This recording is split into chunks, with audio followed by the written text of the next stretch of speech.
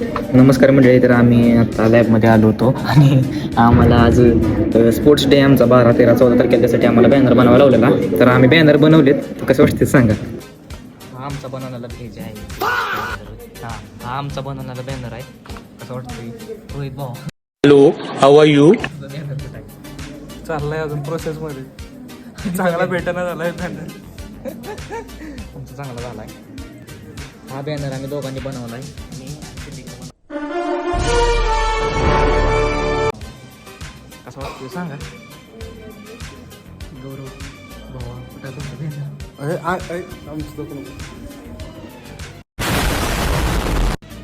गौरव भावा दाखव की कसं आहे.